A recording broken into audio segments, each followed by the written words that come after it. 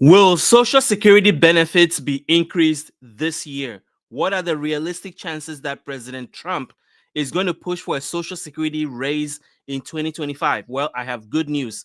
There are 7 proposals in front of the president to fix Social Security, and 2 of those proposals are ideas that are currently in Congress about increasing Social Security for retirees and those on disability benefits. I have all the details. Let's talk about it. I am Kwame Kwade. I am an entrepreneur and personal finance expert. For 15 years, I've been creating content to help seniors get the retirement benefits they deserve. We started with websites on Social Security, Medicare, Medicaid, food stamps, and now we've added video content. I'm also an adjunct professor. I teach finance at one of the most prestigious universities in the United States. If you're new here, hit the like button, hit the subscribe button. We really appreciate your support. And as always, I want to know where you are watching this broadcast from. Do me a favor, go into the comments, let me know your city and your state. Let's get started about Social Security increase for 2025. So there are 7 proposals, as I mentioned, that the president is considering about reforming Social Security and particularly making sure that the benefits are around for seniors, for the long term. You've heard about fears about Social Security trust fund going bankrupt. Well, part of the proposal in front of the president is not only to fix the trust fund, but also to increase Social Security benefits. Let's look at the details. So the first proposal is proposal number 1, Social Security Expansion Act. This has been around for a little bit in front of Congress and now is gaining some steam. The Social Security Expansion Act was introduced by Bernie Sanders and Senator Warren and others, would boost Social Security benefits by $2,400 per year. That means that you're going to get an extra $200 a month in your check for Social Security and disability beneficiaries. This will provide immediate and significant relief for seniors struggling with rising costs. What is the impact? Well, the proposal is projected to lift millions of seniors out of poverty, addressing the fact that over 26% of seniors currently survive on less than $17,500 a year. The plan funds the benefit boost by applying Social Security payroll taxes to all income above $25,000. So how are they going to pay for this? It's by making sure that people making $250,000 or more are paying Social Security taxes. Currently, they do not. According to the Social Security Administration, this proposal alone, if fully implemented, will help extend the life of the Social Security Trust Fund by 75 years. Not only will it put more money in your pocket, it will also extend the life of the Social Security Trust Fund by 75 years. The second proposal is one that is going to address a very big concern that seniors have, especially those that worked in low-wage jobs and got very little Social Security benefits when they retired. So this will establish a new minimum benefit for low-income earners. Pending legislation in Congress, this will set a new minimum Social Security benefit for low-income workers, ensuring no senior who worked for full-time and paid into Social Security receives less than 125% of the federal poverty level, which means that, right now, you would get 1,518 per month if this was implemented. For the lowest income earners, this will be a huge, huge increase. This could mean that up to $500 a month or $6,000 a year extra benefit for people who are receiving low benefits. This change will directly benefit seniors who spend their lives in low-wage jobs, reducing senior poverty and providing a more secure retirement. The proposal is supported by advocates for seniors and is designed to ensure that no one who paid into Social Security retires into poverty, strengthening the program's role as a safety net. Proposal number 3 in front of the president is raising the Social Security retirement age. One of the reasons why the Social Security Trust Fund is in trouble is because more people are collecting benefits than ever and less people are paying into the system. So if you want to fix that problem, you either slow down how much money is going out of the system or you increase how much money is coming into the system. And so one of the ways to slow down how much money is going out is to increase the full retirement age.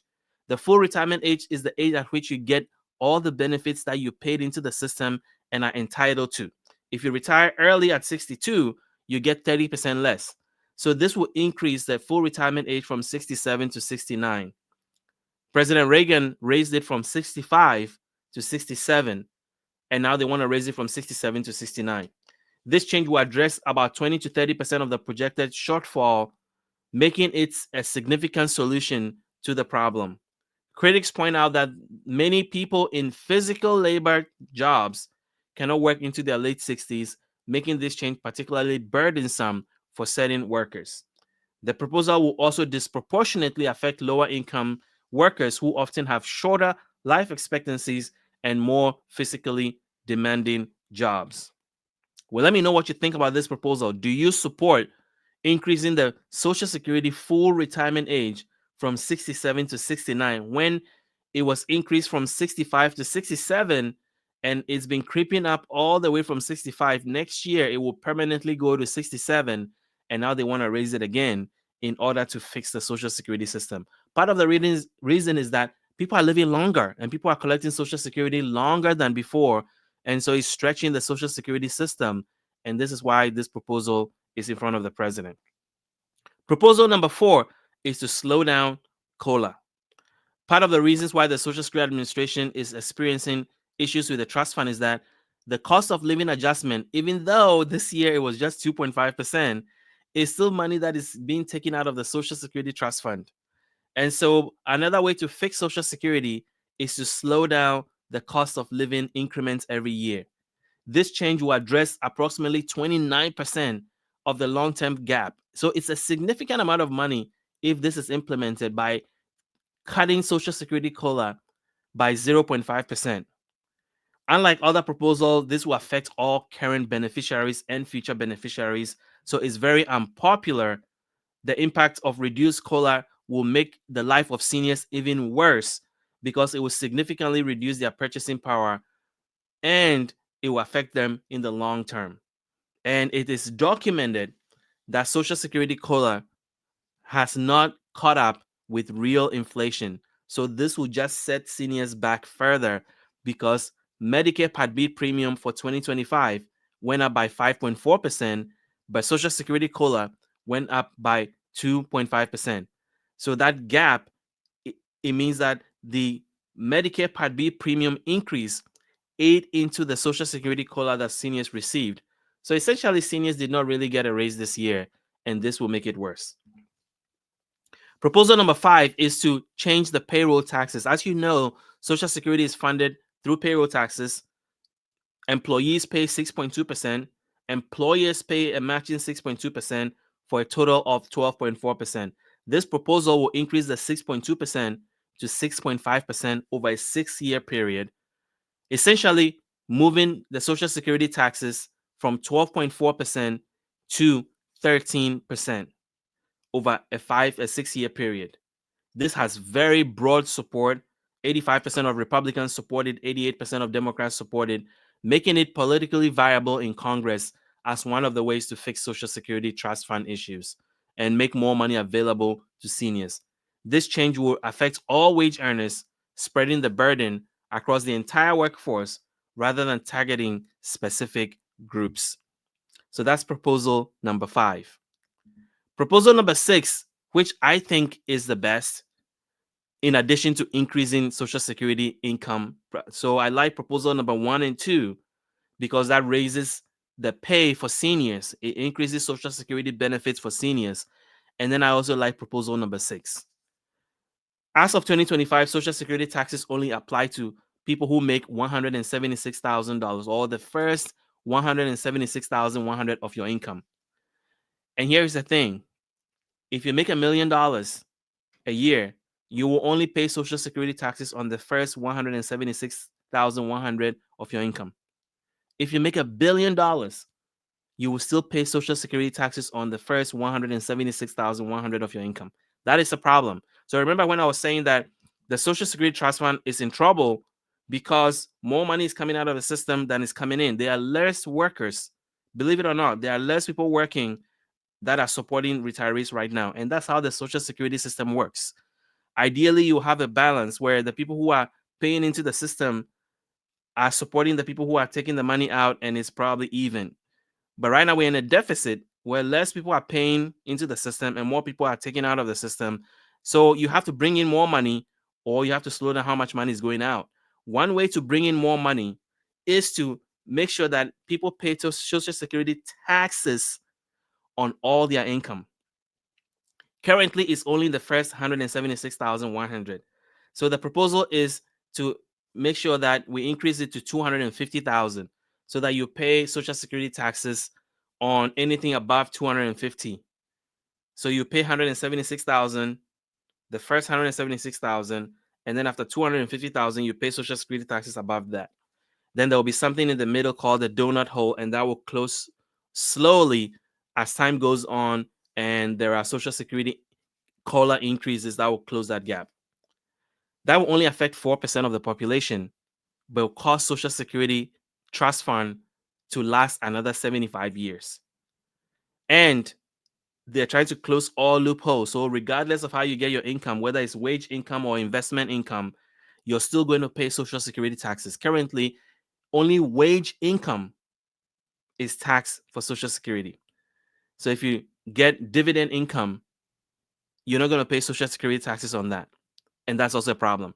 And so the idea is to close all those loopholes and make everybody pay Social Security taxes on all their income, or at least create a threshold, maybe $400,000 and above, you pay Social Security taxes on that. So I'm going to give you a scenario of how that would work. If they implemented a $400,000 cap where there's 176,100 and then there's 400,000 and above, that will bring in more money. For example, somebody making $50,000 right now will pay $3,100 based on last year's calculation. But somebody making $500,000 based on last year's limits will only pay $10,000 because they're only paying it on their first 168,600, which was last year's limit. But if you implement another 500,000 level, then somebody making 500,000 will pay two forms of Social Security taxes. The first 176,000, which is this year's limit, and then anything above 400,000 they'll pay. So they'll end up paying $31,000 in Social Security taxes instead of the $10,000, which then means that more money will be coming into the system. That is why I like proposal number 6, because it brings in more money into the system rather than punishing seniors and slowing down how much money is being taken out by increasing the full retirement age. Because people have worked for their benefits, they deserve their benefits. Why not bring in more money than slowing down or limiting how much money seniors get out of the system, or even lowering their cost of living adjustment, which will also take more money out of seniors' pockets rather than giving them the money they deserve. So I like proposal number 6. Let me know what you think. And then proposal number 7 is means testing, meaning that they were going to determine Social Security tax payments based on how much money you have. So means testing will evaluate income levels to determine benefit eligibility, potentially reducing benefits for high income retirees. This approach could reduce the program shortfall by 11%, providing a significant but not complete solution. Polling shows very high approval for this. Republicans supported 90%, Democrats 94%. So it's very popular in Congress. The proposal would primarily affect the top 20% of income earners, preserving full benefits for the other 80% who are in the middle or low income category. So let me know what you think about proposal number 7. These are the proposals that are in front of the president. I like proposal number 1, number 2, and number 6. But let me know what you think that the president should focus his attention on. Now I'm going to talk about Medicare for a second, but let's talk about all the breaking news that have been happening. A lot of you have been commenting on my videos that you cannot keep up. Well, we've created a newsletter that will help you keep up. We will drop it in your email whenever there's breaking news or there's important news about your benefits, anything in and out of Congress that's going to affect your Social Security, Medicare, Medicaid, food stamps, or any personal finance issues that affect seniors. We will bring it to you straight to your email inbox. So go to our website, benefitsinsider.co/subscribe, or if you go to our YouTube channel and the link at the top, you will see us drop the link into the newsletter. It's very easy to sign up, and then you will stay on top of everything that's happening so that you don't miss any critical information that will affect your benefits. So sign up today. Let's talk about Medicare. If you're turning 65, you know you have to sign up for Medicare. 3 months before your birthday and 3 months after. So you have a 7-month window to sign up for Medicare. If you're currently on Medicare and you're wondering or frustrated about your plan, I have great news for you. There's so many changes happening. It's so hard to keep up. States are trying to fix issues that you're having with Medicare, but it's very hard to do. And in certain states, plans are being dropped, like this one in Oregon, where 25% of the plans are dropping seniors, and in Minnesota, where you have seniors having to choose between sticking with their doctor or sticking with their health plan. These are not choices seniors should be making regarding Medicare. It should be easier. But the problem is that when you're choosing Medicare, a lot of the time you are not dealing with an advocate who is advocating in your corner, who is speaking on your behalf and helping you see everything that is available to you. There are 24,000 Medicare plans out there you have to choose from. You have to figure out what fits your budget, your needs, the coverage you want, and plan specific restrictions and costs and all these considerations. That is why 90% of seniors, 90% of all seniors are in the wrong Medicare plan. And that costs you money. The average couple senior spends $300,000 on Medicare during their retirement, and it could affect your health. If you need a particular health service and your plan doesn't cover it, or you thought it did, but now it doesn't, that could have very serious consequences. So we have partnered with an organization that will advocate for you. Chapter Medicare, their mission is to make Medicare simple, help you understand it so that you can choose the plan that is best for you, and then help you take maximum benefits of your Medicare, like use it, help you use it and get the best out of it. And this came out of a personal experience of one of the co-founders. You know, one of the co-founders of Chapter Medicare had watched his parents struggle to navigate the process of choosing a Medicare plan, winding up paying premiums that were hundreds of dollars each month, more than they ought to have paid. And he realized what a terrible experience the whole Medicare sign-up process was and wanted to do something about it. Another co-founder is an expert on Medicare. He actually wrote one of the leading books about Medicare. And here's what he has to say. When I first started my job as a Medicare advisor, I discovered that many Americans were getting misled into buying the wrong plan simply because, hear this, no one took the time to sit them down and explain what was going on. So the whole mission of Chapter is to help you understand all the options, options in your local area, Medicare plans, supplemental plans, Advantage plans, traditional Medicare, and they will help you choose the best plan. So these are the reasons why we are partnering with them. Number one, the service is free to you and unbiased, and they have access to all 24,000 plans. They are the only company, Medicare advisory company, with access to all the 24,000 plans. Second, their licensed agents are not incentivized to push specific plans. So they are not there to sell you the most expensive plan so that they can make money off of it. They are there to help you. They are there to advocate for you so that you can get the best plan. And then they can save you $1,100 on average. But you have to call them today, 539-205-2147, or go to the website askchapter.org/insider and fill out a form, and they'll reach out to you. But you have to act quickly. There may be a small window for you to be able to switch from your current Medicare plan to a better one. Or if you're 65 and trying to figure all of this out, these are the guys that can help you. They're agents. This is directly from their website. These are some of the agents you'll be talking to when you call them. They're there ready to help you figure all of this out. And they will work with you. They will show you every plan option that is available to you. The doctors, specialists, prescription drugs, hospitals that are covered, co-pays, all the costs and how it compares to traditional Medicare so that you can make an informed decision for yourself. So if you want to save money and avoid being part of the 90% of seniors in the wrong Medicare plan, call Chapter today, 539-205-2147. They're highly rated, A+ with the Better Business Bureau, tons of 5-star reviews online you can check out for yourself. These guys are the real deal. That's why we're partnering with them. So I know they can help you. And so that's why we bring them to you. Thank you for watching today. I hope you found value in this. If you did, subscribe to our channel, hit the like button, and I'll see you tomorrow in my next video.